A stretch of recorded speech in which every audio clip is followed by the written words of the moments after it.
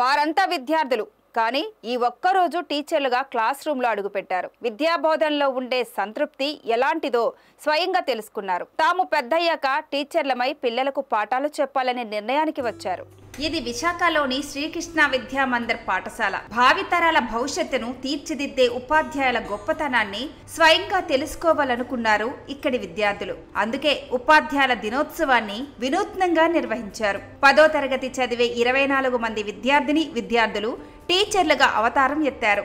దీంతో ఈ ఒక్కరోజు పాఠశాలను నడిపే బాధ్యతను ఇక్కడ టీచర్లు వారికి అప్పచెప్పారు.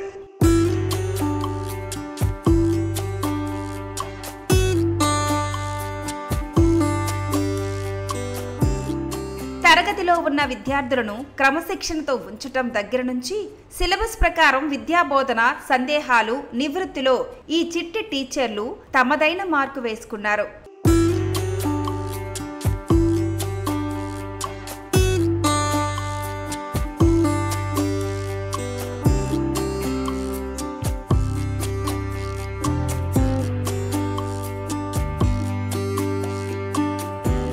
ఉపాధ్యాయ దినోత్సవం వేళ తమను తాము టీచర్లుగా చూసుకోవటం ఎంతో ఆనందంగా ఉందని, విద్యాబోధనలో టీచర్లకు ఉండే తపన ఎలాంటిదో తెలుసుకున్నామన్నారు. ఈరోజు మా స్కూల్లో డాక్టర్ సర్వేపల్లి రాధాకృష్ణన్ గారి బర్త్ యానివర్సరీ మీద మేము టీచర్స్ డే జరుపుకుంటున్నాము. ఈరోజు అసలు టీచర్ అంటే అసలు ప్రతి స్టూడెంట్ కెరియర్ డిసైడ్ చేస్తారు, ఒక ఫౌండేషన్ ఇస్తారు స్టూడెంట్కి అనేది.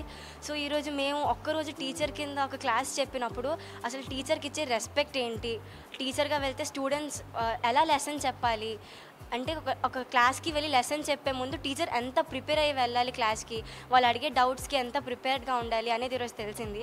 అసలు టీచర్కి ఇచ్చే రెస్పెక్ట్ అది ఏంటో తెలిసింది. ఒక టీచర్ ప్రొఫెషన్ అంటే ఒక డిగ్నిటీ అంతా అని తెలిసింది. ఈరోజు క్లాస్కి వెళ్ళినప్పుడు ఒక టీచర్ ఎంత కష్టపడి వెళ్తారు, ఒక టీచర్ పడే కష్టం ఏంటి అనేది ఈరోజు మేము తెలుసుకున్నాం. నమస్తే అండి, నా పేరు ఎస్వి రీతుశ్రీ. నేను తెలుగు టీచర్గా ఈరోజు ఉన్నాను. ఒక టీచర్ అంటే తను చెప్పే పాఠాల ద్వారానే పిల్లలు నాలెడ్జ్ని గెయిన్ చేస్తారు.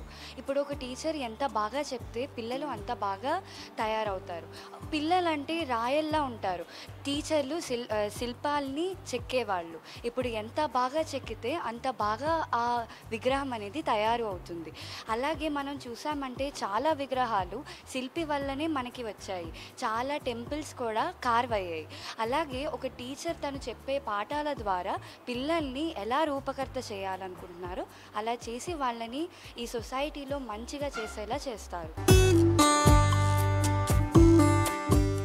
నా పేరు గాయత్రి, నేను 10వ తరగతి చదువుతున్నాను.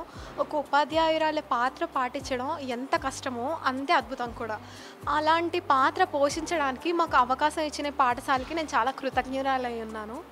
ఒక ఉపాధ్యాయురాలంటే ఎలాంటి వ్యక్తినైనా లేకపోతే ఎలాంటి స్టూడెంట్నైనా తను ఎంత కింద అంటే 0 పొజిషన్ నుంచి ఫస్ట్ తెచ్చే అంత జ్ఞానం, అంత ఇది కూడా టీచర్స్కి మాత్రమే ఉన్నది. ఉపాధ్యాయులకు ఉండే గౌరవం, మర్యాదలు మరే వృత్తికి రాదని, తరగతి గదిలో ప్రతి ఒక్క విద్యార్థిపై టీచర్లకు ఉండే బాధ్యత వారి భవిష్యత్తుకు పునాది వేసేదిగా ఉంటుందన్నారు. పాఠశాల ప్రిన్సిపల్ నర్మదా టీచర్లుగా తమ కెరీర్లో ఎంతో సంతృప్తిని పొందామని తెలిపారు.